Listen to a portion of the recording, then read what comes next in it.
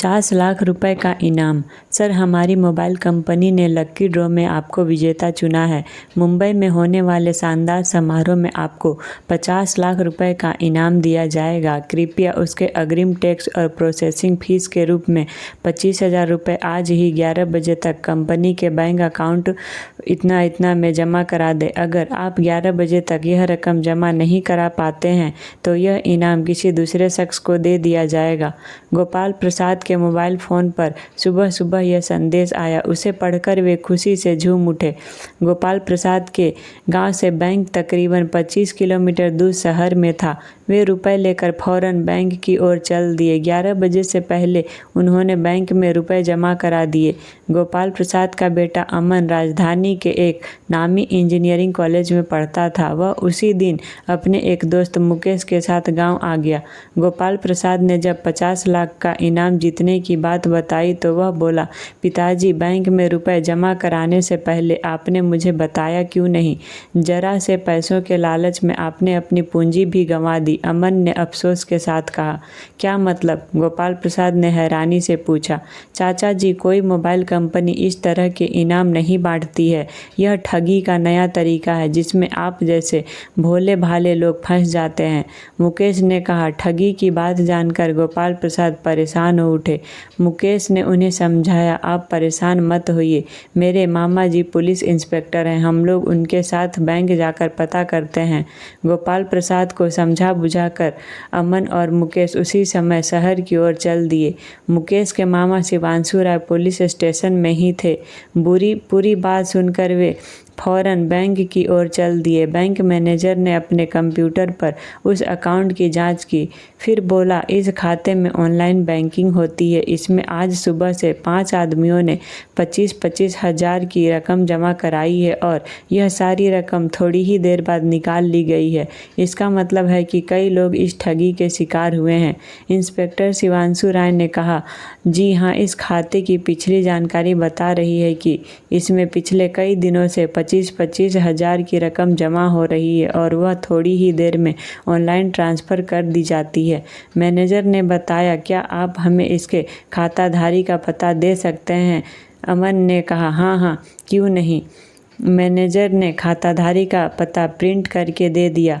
अमन inspector Shivanshu राय की ओर मुड़ते हुए बोला, अंकल, मुझे पूरी उम्मीद है कि यह पता फर्जी होगा, लेकिन फिर भी वहां चलकर एक बार जांच कर लेनी चाहिए।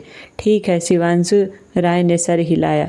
फिर मैनेजर से बोले, आप यह खाता फ्रीज कर दीजिए, आप चिंता मत कीजिए। मैनेजर ने कहा। अमन और मुकेश इंस्पेक्टर शिवांशु राय के साथ उस पते पर चल दिए। जैसा कि अंदाजा था, वह पता फर्जी निकला। अंकल, जिस मोबाइल फ़ोन से SMS आया था उसके दफ्तर में चलकर पता करना चाहिए कि यह नंबर किसका है। अमन ने अपनी राय दी। ओके, इंस्पेक्टर शिवांशु राय ने कहा। वहाँ से पता चला कि यह नंबर सिविल लाइंस में रहने वाले कुमार का था। वहां से सभी लोग सीधे कुमार के घर पहुंचे। वे तकरीबन 55 साल के शख्स थे। इंस्पेक्टर शिवांशु राय ने उन्हें मोबाइल नंबर बताते हुए पूछा, मिस्टर कुमार, इस मोबाइल नंबर से आज सुबह आपने किस किस को SMS किया था? इंस्पेक्टर साहब, यह मोबाइल नंबर मेरा नहीं है, कुमार ने कहा। यह कैसे हो सकता है? मोबाइल कंपनी ने हमें बताया कि पिछले हफ्ते यह सिम कार्ड आपने खरीदा है। इंस्पेक्टर शिवांशु राय ने कहा, जरूर कोई गलतफहमी हुई है। मैंने पिछले हफ्ते इस कंपनी का सिम कार्ड जरूर खरीदा था, लेकिन उसका नंबर दूसरा है। कुमार ने अपना मोबाइल नंबर दिखाते हुए कहा। इसका मतलब है कि आपने एक नहीं 2 सिम कार्ड खरीदे हैं। आपकी भलाई इसी में है कि दूसरा मोबाइल भी चुपचाप हमारे हवाले कर दें। इंस्पेक्टर शिवांशु राय की आवाज़ सख्त हो गई। इंस्पेक्टर साहब, मेरा विश्वास कीजिए, मैंने एक सिम कार्ड ही खरीदा है। कुमार ने मजबूती से अपनी बात रखी। अमन ने इंस्पेक्टर शिवांशु को अलग ले जाकर कहा, अंकल, ये शख्स शरीफ आदमी मालूम पड़ते हैं। कहीं ऐसा तो नहीं कि इन्होंने सिम कार्ड खरीदते समय जो ID दी हो उस पर ही दूसरा सिम कार्ड बेच दिया गया हो? ऐसा भी हो सकता है, लेकिन इसकी जांच कैसे की जाए? हमारे पास इस समय और कोई सूत्र भी तो नहीं है। इंस्पेक्टर शिवांशु ने कुछ सोचते हुए कहा, जिन लोगों ने उस खाते में 25-25 हज़ार रुपये जमा करवाए हैं, अगर उनसे किसी तरह संपर्क हो सके तो पता लगाया बताया जा सकता है कि उनको एमएमएस किस मोबाइल नंबर से आया था। उसके बाद शायद हमें कोई और सूत्र मिल सके। अमन ने अपना विचार बताया। उन सबके संपर्क सूत्र बैंक मैनेजर से मिल सकते हैं, इंस्पेक्टर शिवांशु राय ने कहा। वे कुमार के पास आए और बोले, फिलहाल तो हम आपके खिलाफ कोई कार्रवाई नहीं कर रहे हैं, लेकिन आप शक के घेरे में हैं, इसलिए बिना पुलिस की इजाज़त के शहर से बाहर मत जाइएगा। इसके बाद सभी लोग बैंक मैनेजर के पास वापस आए।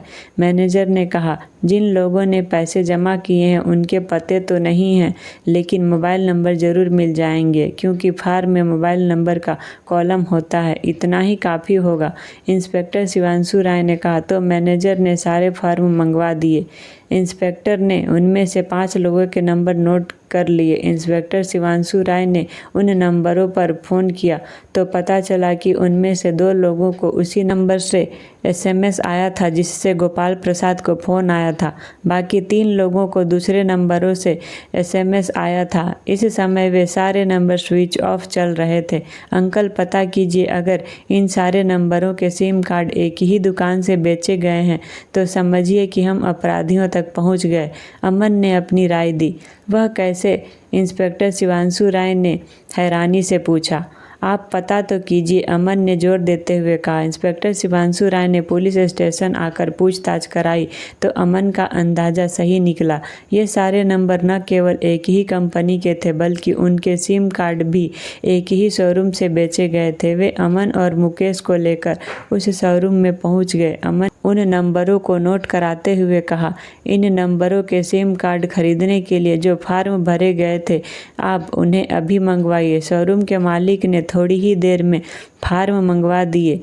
अमन ने उन्हें देखते हुए कहा, ये सारे फार्म एक ही हैंडराइटिंग में भरे गए हैं। क्या आप बता सकते हैं कि इन्हें आपके किसी मुलाजिम ने भरा है या कस्टमर ने खुद भरा है? शोरूम के मालिक ने उन फार्मों को गौर से देखा, फिर बोला, यह हमारे मुलाजिम अजय की हैंडराइटिंग है। आप अभी अजय को बुलवाइए, इंस्पेक्टर शिवांशु राय ने कहा। वे अमन की बात समझ गए थे।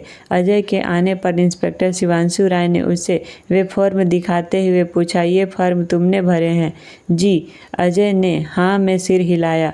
तुमने क्यों भरे हैं? ग्राहकों की मदद के लिए ज़्यादातर फार्म हम लोग ही भरते हैं ना। फार्मों के साथ ग्राहकों के जो आईडी लगे हैं वे तुम कहाँ से लाए थे? इन्हें ग्राहकों ने खुद ही दिया था, अजय ने कहा। इन मोबाइल नंबरों का इस्तेमाल अपराध के लिए किया गया है। तुम्हारी भलाई इसी में है कि सच सच बता दो, वरना तुम्हें भी इन अपराधों में शामिल माना जाएगा। इंस्पेक्टर शिवांशु राय ने सख्त लहजे में कहा।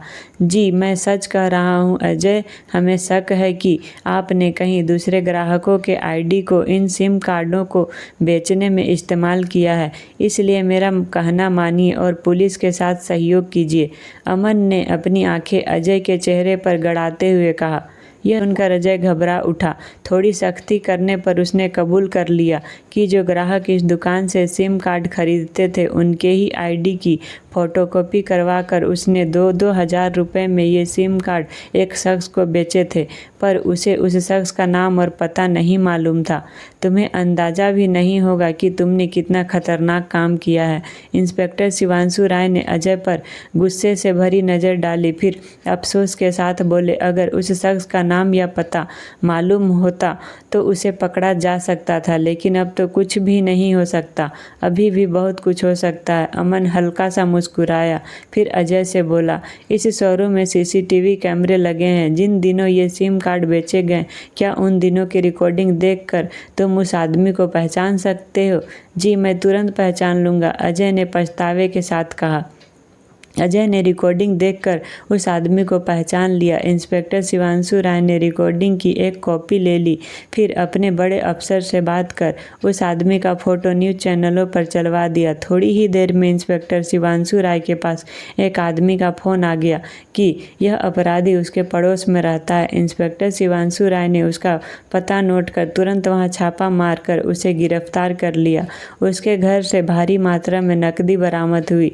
थोड़ी सख्ती होते आते ही उसने कबूल कर लिया कि इनाम का एसएमएस भेजकर उसने काफ़ी लोगों को ठगा था। इंस्पेक्टर शिवांशु राय ने उस आदमी को जेल भेज दिया।